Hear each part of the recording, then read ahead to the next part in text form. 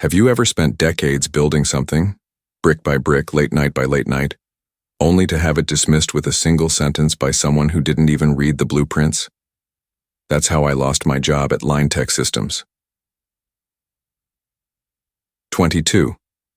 Years of leading operations, streamlining supply chains, and nurturing a team from 7 people in a converted garage to nearly 500 across 3 states. And yet, all it took was one meeting with Noah Langford, the new CEO, and the founders, "Son, for it to come undone. You don't fit the vision anymore," he said with a confident smile that hadn't weathered a single real crisis. He was 30, freshly returned from Silicon Valley, and high on buzzwords like disruption and automation. I was 56, apparently. Too slow for the future, he imagined. So I nodded, shook his hand, and left. No shouting, no emotion, just silence. Because what Noah didn't realize was that I had once helped his father write the very contract that now protected me. And this wasn't just going to be about money. It was going to be about legacy, about respect, and about what happens when you underestimate the people who built the floor you're standing on. I didn't always wear a suit. In fact, for most of my life, my hands were stained with grease, my boots scuffed from warehouse floors, and my shirt sleeves rolled past my elbows. My name is Marcus Bell, and long before Line Tech Systems became the name etched onto software contracts and trade show banners, it was just a wild idea scribbled on the back of a diner napkin. Back then, Victor Langford, Noah's father, had just walked away from a bankrupt distribution firm. He was a dreamer, but a practical one, and he believed logistics didn't have to be clunky and outdated. I met him in that same diner, introduced by a mutual friend who said Victor needed someone who knew how warehouses really worked, not just how they looked on paper. I was 34 at the time, a single father with a toddler daughter, and coming off a layoff from a supply chain consultancy that folded during the dot-com bust. I wasn't flashy, I didn't have an MBA or any patents to my name, but I knew how things moved, from docs to databases. Victor saw that. "I don't need another pitchman," he said during our first meeting. "I need a builder." That one word stuck with me. We worked side by side in those early years. The office was a dusty converted printing press with no heat in the winter, and one functional bathroom. I handled the operations. Victor handled the vision. We landed our first contract with a regional grocery chain, and I designed the distribution, mapped myself using old scheduling software and a whiteboard. We grew fast but carefully. By year 5, we had a dozen clients. By year 10, we had a client retention rate of 92%, something unheard of in our industry. Victor and I didn't always agree, but we respected each other's instincts. He had big ideas, and I had systems to make them real. When his wife passed away unexpectedly, I kept the company steady while he took 6 months off. And when my own daughter, Ava, was diagnosed with type 1 diabetes at age 7, Victor let me work from home for as long as I needed. No questions asked. "Family first," he'd always say. Or else what are we even building? Eventually, I was promoted to Chief Operating Officer, responsible for everything from infrastructure to client satisfaction. I built the onboarding framework, standardized our warehouse management integrations, trained every new operations manager personally. I didn't just know the business. I was the business in so many unspoken ways. Noah was just a teenager back then. He used to come around the office during summers, slouching behind his dad in boardrooms, bored out of his mind. I remember once giving him a tour of a client's site. He was maybe 16, and all he cared about was whether the loading dock had Wi-Fi. I figured he'd grow out of that. But years passed, and the business matured. Victor, after a minor heart attack, started delegating more to his leadership team. He still had the final say, but the day-to-day fell to me. When he stepped down officially 2 years ago, most of us assumed the board would appoint someone internal, perhaps even me. But Victor surprised us. He named Noah as successor, citing fresh vision and digital native leadership. I told myself I'd support the transition, give Noah space, advise when asked, keep the ship steady. At first I tried. I really did. But Noah came in with consultants and a playbook designed for companies that had nothing to lose. He wanted to automate client onboarding, outsource customer service, and replace seasoned managers with data dashboards. He treated our oldest employees like dead weight, our long-term clients like metrics. He wanted scalability, not sustainability. He wanted speed over stability. And he didn't want me in the way. But I stayed the course. I didn't push. Back in meetings. I wrote memos. I scheduled check-ins. I warned, gently, about what happens when you move too fast in a logistics business. It didn't matter. The culture was changing, and not for the better. One by one, trusted colleagues were pushed out. Morale was low. Mistakes were creeping into our systems. And then came the meeting. No explanation, no warning. Just a 5-minute conversation and a perfunctory handshake. Noah fired me not because I had failed, but because I remembered too much. Because I represented too much. Continuity, caution, legacy. But legacy has a longer memory than ego, and I wasn't finished yet. The dismissal itself was clinical. No ceremony, no performance review, not even a scripted justification. Just a vague gesture toward strategic realignment and a line about how the company needed to position itself for future-facing growth. I sat across from Noah, in the newly renovated 14th floor executive suite, watching him lean back in his designer chair like he was doing me a favor. The room smelled faintly of leather and bergamot, too polished for a place where hard decisions should be made. I noticed his laptop was open, not to my personnel file, but to a presentation deck labeled Next Gen Ops Roadmap. I wasn't even the focus of the meeting. I was just a line item to be cleared. I appreciate everything you've done, Marcus, he said, rehearsed and hollow. But we're entering a new phase, one that requires a different kind of leadership. He didn't elaborate, didn't explain what kind. I already knew, younger, louder, more marketable. I didn't interrupt him. I didn't need to. I just let the silence hang there as I absorbed what I already suspected. There was no plan to transition my role, no backup, no knowledge transfer, just a clean break. A symbol to the board, or maybe just to himself, that he was fully in control now. That the old guard had officially been shown the door. When he finally paused, expecting resistance, I offered none. I smiled slightly and said, "Understood." I stood, buttoned my jacket, and extended my hand. He looked caught off guard for a second. Maybe he expected a protest, a plea, a flash of anger. But I gave him nothing. I left his hand hanging in the air and walked out. Back at my office, I started packing up immediately. 18 years of notebooks, old client files, and a framed photo of my daughter at her college graduation. I kept my movements slow and deliberate, not because I was stalling, but because I knew every eye in the hallway was watching. Most of the younger employees barely looked up from their monitors. A few stole glances. None approached. A couple of them had been hired as interns. I'd helped them navigate their first contracts, showed them how to flag system anomalies before they escalated into shipping delays. Now they just kept typing, pretending not to notice. I could feel the temperature shift in the building, not just the air but the culture. This wasn't just about me, it was a signal to everyone else. Loyalty didn't matter anymore. Quiet competence didn't matter. Experience had become a liability in Noah's world, not an asset. I passed the break room, now outfitted with a kombucha tap and beanbag chairs. It was empty. The same space where, years ago, we'd posted team photos and handwritten notes about client wins. Now only sleek furniture and minimalist decor. Personality scrubbed clean. As I carried my box through the lobby, I nodded to the security guard, Ramon, whose son I had once helped get an internship in IT. He nodded back, his eyes lingering for a moment too long. Outside, the city buzzed on. Buses hissed at curbs, a cyclist darted past, and the world moved, as if nothing had changed. But something had. For me, at least, something fundamental had been severed. Not just a job, but a part of my identity. I set the box down in the passenger seat of my car and sat there for a while. Hands on the steering wheel, heart steady.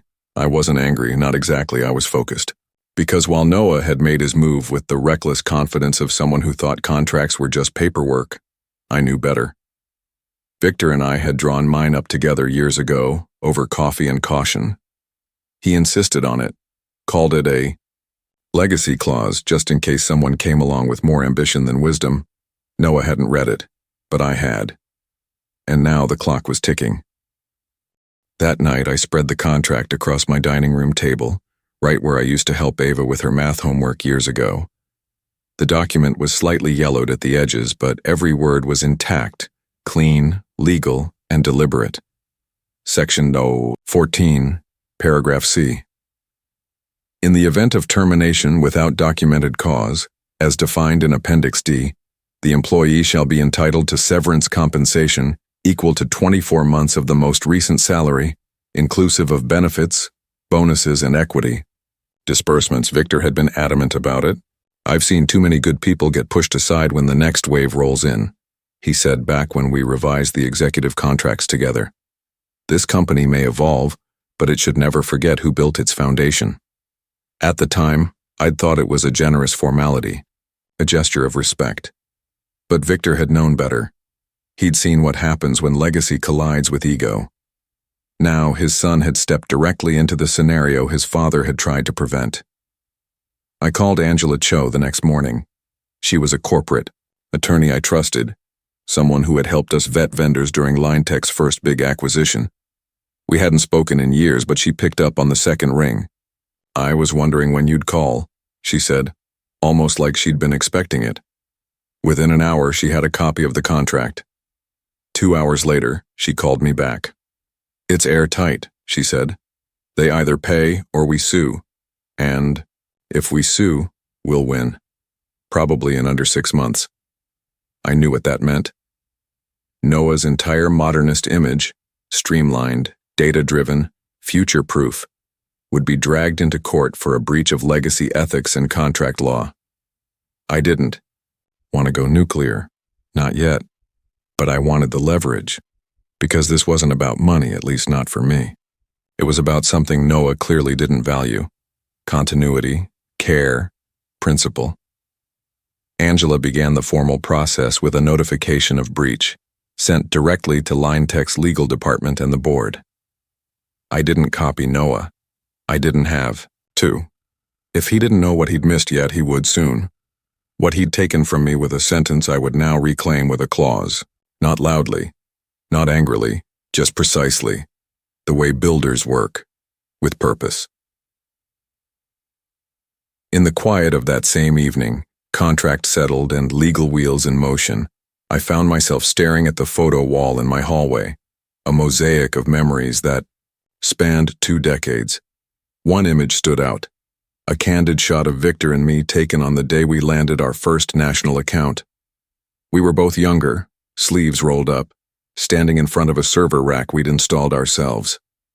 He was laughing, one hand holding a coffee mug that read, "Plan, don't panic." That had been his mantra. I remembered the day we met like it was yesterday. Victor didn't interview me in a boardroom, but in a folding chair behind a second-hand desk, with half the lights flickering above us. He said, "This won't be glamorous, there's no corner office, no promises, but if we do it right, we'll build something real." At the time, I was just looking for stability. What I found was purpose and respect. One of the first things Victor insisted on was transparency. People commit when they understand, he'd say. I took that seriously. Whether I was onboarding an entry-level tech or negotiating a vendor contract, I laid out the process in plain terms. We weren't just shipping software, we were building trust. When the company hit a rough patch during the 2008 recession, Victor didn't lay off a single full-time employee. Instead, he cut his own salary by half and asked leadership to do the same. I didn't hesitate, and neither did anyone else. That decision saved us, but more than that, it bonded us. No one forgot it.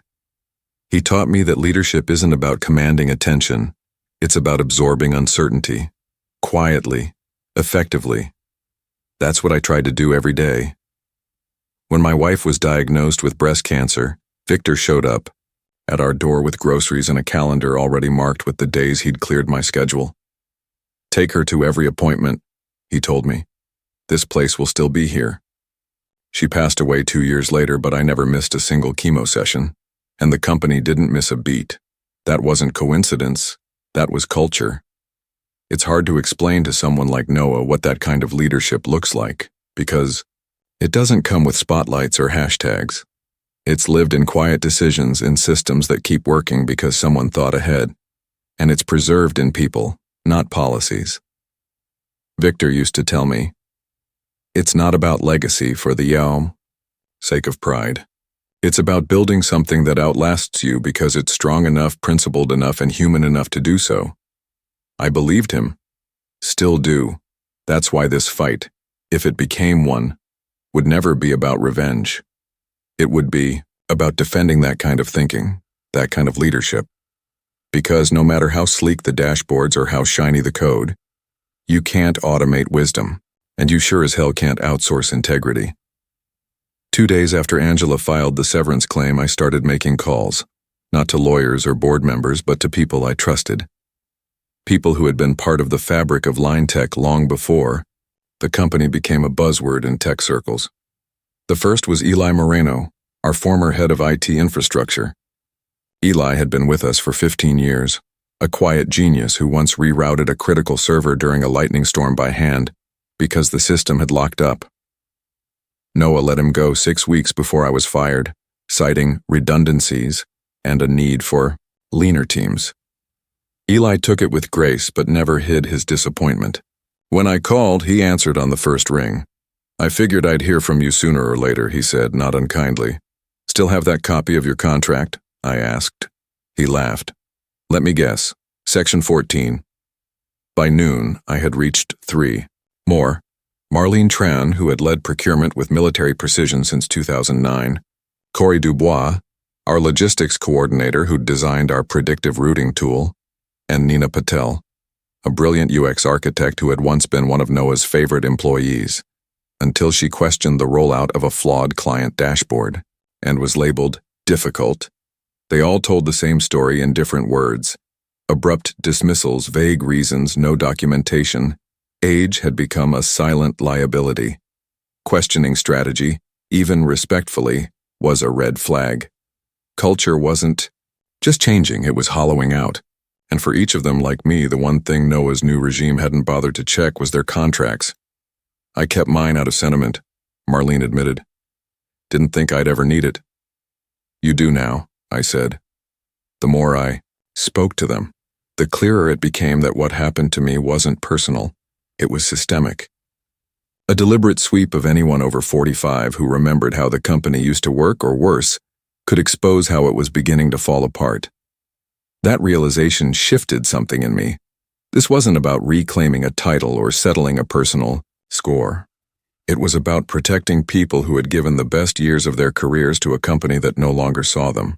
It was about calling out the sanitized language of optimization for what it really was: erasure. I told them all the same thing. Check your paperwork, then call Angela. Don't let this slide. Don't let them pretend your work didn't matter. And then quietly I made one final call, this time to an old acquaintance, Ray Mercer, who ran a fast-growing logistics startup out of Cincinnati. Ray had tried to recruit me once, years ago. I'd turned him down out of loyalty. But loyalty, I was learning, only works when it runs both ways. "You still interested in building something real?" I asked him. There was a pause, then a slow smile in his voice. "I thought you'd never ask." 3 weeks after Angela filed the formal notice, we sat across from Lintech's legal team in a corner conference room on the 17th floor of a corporate law firm downtown. It was a clear morning, sunlight bouncing off the glass table that reflected every stiff collar and blinking cursor. The air was overly chilled, the kind of cold meant to keep people uncomfortable just long enough to settle. To my left, Angela Cho sat calm and composed, a closed leather folio in front of her and her reading glasses resting low on her nose. She didn't speak unless necessary, She never needed to. Her presence said enough. Across from us sat Justin Barrett, line tech's freshly appointed in-house counsel, barely out of his 30s, hair slicked back and suit too crisp. Beside him was Noah. He didn't greet me, just adjusted his cufflinks and leaned back in his chair, arms folded as if this was a waste of his time. Angela opened her folder and laid the contract flat on the table, its pages already tabbed and highlighted. Mr. Bell's severance agreement, signed and notarized 8 years ago by both parties, including then CEO Victor Langford. She began, her tone clinical. Per Section 14, termination without documented cause requires 2 years' salary and full benefits compensation. Noah waved a hand dismissively. He was resistant to change. That's cause. Angela didn't even look up. That's not what your own appendix defines as cause. Appendix D outlines documented infractions, written warnings, or demonstrable misconduct. Mr. Bell has none. Justin cleared his throat and glanced at his own much thinner file. We were under the impression that leadership had the discretion to set direction, Angela finished for him, not to violate binding contracts. Noah leaned forward, a half smirk forming. We're offering 6 months. Take it or leave it. Angela's gaze stayed steady. We're not here to negotiate down from a legal obligation. If Linatech refuses to honor the agreement, we'll pursue litigation. And when discovery begins, we will request communications regarding the termination of other senior staff, several of whom were let go within weeks of Mr. Bell, all over the age of 45. Justin's face tightened. Noah shifted, trying to disguise his discomfort with a quick exhale. You're going to weaponize age? He said, trying to make it sound absurd. No, I said, finally speaking. You already did. We're just turning the lights on. Justin looked visibly uneasy now. He flipped to the back of the contract, then to a legal memo stapled inside his folder, clearly realizing how much had been missed or ignored during my dismissal. We can settle this quietly, Angela offered, her voice unwavering. Or, we can let the court make an example of it, but either way, Mr. Bell will be compensated in full. Noah leaned back again, this time less sure of himself. You're burning bridges, Marcus. I looked at him, not with anger, but something closer to disbelief. You fired half the people who built your company, and you think I'm the one burning bridges? Just then, the door opened. Victor Langford stepped inside, leaning slightly on a cane I hadn't seen him use before. He was thinner than I remembered, his once powerful frame now worn down by time, but his eyes hadn't changed. They still held that sharpness, that disappointment he never showed unless it truly mattered. Noah, he said, voice low but commanding, a word. Noah blinked, then followed his father into the hallway behind the glass wall. The two exchanged heated words, Victor gesturing, Noah defensively crossing his arms. I couldn't hear them, but I didn't need to. When they returned, Victor walked back to the table and stood beside me. I apologize, Marcus, he said. This should never have happened. Noah sat down without a word. Victor nodded at Justin. Process the full severance as outlined, effective immediately. Noah tried to object, but Victor raised a hand. Don't, he said. This isn't about pride, this is about principle.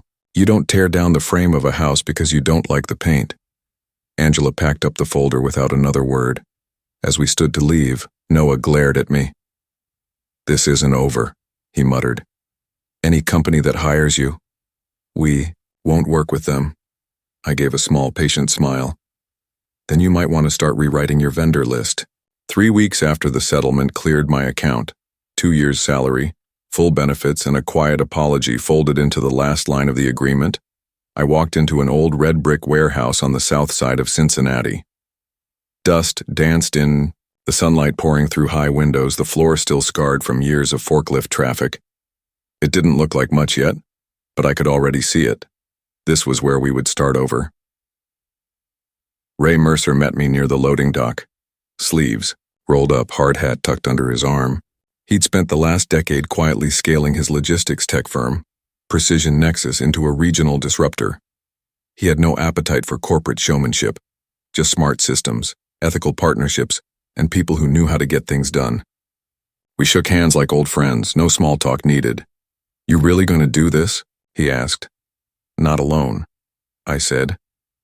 Over the next 2 weeks, the team came together.